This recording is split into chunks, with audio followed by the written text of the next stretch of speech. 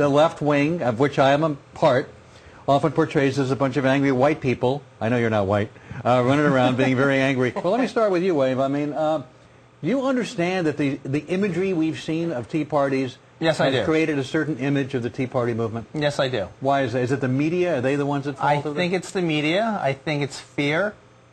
Fear? Well, actually, I think this is somewhat of a revolution, that people are standing up. All right. Well, America's standing up. Well, you say America's standing up. How big do you think the movement is? Quite big. Very large. And growing. Well, you say large and growing. Understand that, you know, depending upon what poll you look at, like 16% of America may identify themselves as Tea Partiers versus Republicans. But how many closet Tea Parties do we have? Well, how many people are afraid to protest but still have our views of political conservatism? You say afraid to protest. Look, I'm all for protests. I'm all for dissent in this country. I mean, when my side dissents, we're called unpatriotic. We're called all kinds of names. When the anti-war people get out there, you hate the troops, you hate America. I'm on Facebook every day, and I have a lot of friends who are afraid to put up their political views. So you think that the movement's a lot bigger Correct. than people give it credit for? Correct. Nancy, let me ask you, why did you get involved in the Tea Party movement? Are you a Republican? Have you voted mostly? I had been a Democrat for most of my years. Really? And then I became a Republican, and I began to see that we were spending well beyond When did you become needs. a Republican? 5 minutes ago. No. When did you become a Republican? During the Clinton years. Really? Yes. Why? What made you into... You were a lifelong Democrat? I think I grew up, and I started to see a lot of what I considered to be errors or things that I didn't agree with in the Democratic movement. Certainly there are things in the Republican movement that I don't agree with. I'm probably an independent, but if you register as an independent in New York, you get one less chance to vote. I would like to say that I'm an independent as well. Yeah, a fiscal conservative, but an independent as well. But you have to, if you, in New York State, unfortunately, or maybe fortunately, we can debate it either way, but that's not the focus of this interview, but if you have to, in order to vote in a primary, you have to be a member of that particular party. This is why I chose one. So you're now a Republican. I am. For that reason. Are there Republicans in New York State? Yeah, yes, even on the Upper West Side. On the Upper West Side. Are you the only Republican on the Upper West Side of New York? That's not at all, and that's something that surprised me. And people feel a little intimidated because everyone else has, the vast majority of the Upper West Side has a very liberal view. But I am a social liberal. I'm a fiscal conservative. So you're social liberal. But how many social liberals are in the Tea Party movement? Quite a few. Many. People who are pro-gay rights, people who are pro-choice on abortion. I am totally for civil liberty. You're pro-choice? Civil liberty. Yes. Are you pro-choice? I'm pro-choice. You're for gay marriage? Gay marriage. Well, let me say civil unions. Civil unions, well, okay, I would... I wouldn't say it's marriage, but I would say it's a civil union. Let me show you, we have some imagery, and I want to get into this because, again, the image of the Tea Partiers, and I've been pretty critical of them, has been not particularly positive. And I want to show you some of the images we have here. For example, let me put up a supporter of the Tea Party movement holding a sign outside the Capitol demonstrating on March 21st, if we can get that up there, against the health care bill. A guy holding up a sign comparing, can we put that up there, President Obama to Lenin and Stalin and Kim Jong-il.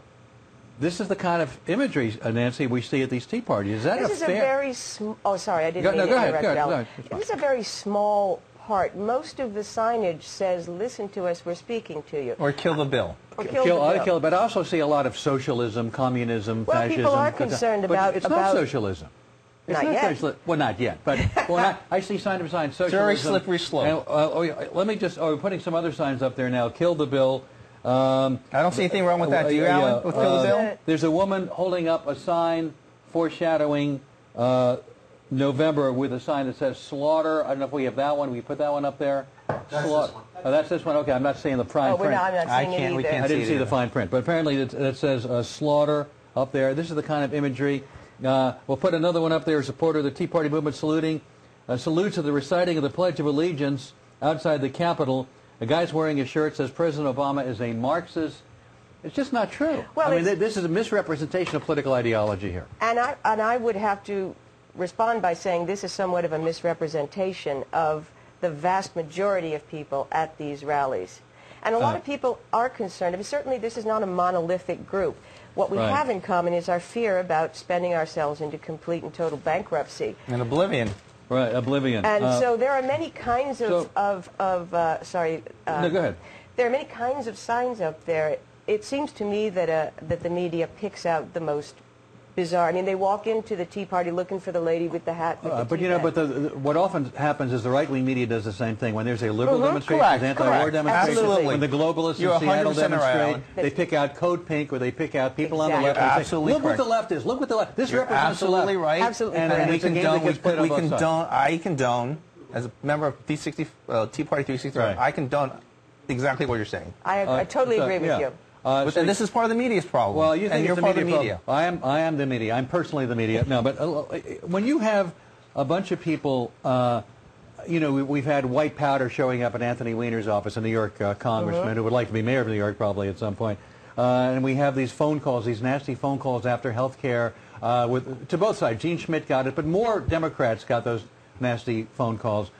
You don't think that's inspired by some of the loud, rowdy people and imagery like that at the Tea Party movement? Doesn't that inspire some of that hate? Perhaps, but we all condone it. You condone or condemn it? You mean you can condemn the hate? We condemn it. We do not condone it. We do not condone it. Right, yeah. You don't condemn it. We stand against it totally. But in other words, look, there are peaceful people like yourself who I'm sure are good-hearted people who don't like the status quo. You're upset by spending. These are reasonable debates to have in a democracy and a representative form of government. But these are not isolated incidents of people putting up signs that say Marxist, Communist, Lenin, and Stalin. You can't both be a communist and you can't both be on the left and a fascist and a communist. I mean, they link all these isms together. But you said it before. On both sides, there are people who are equally guilty.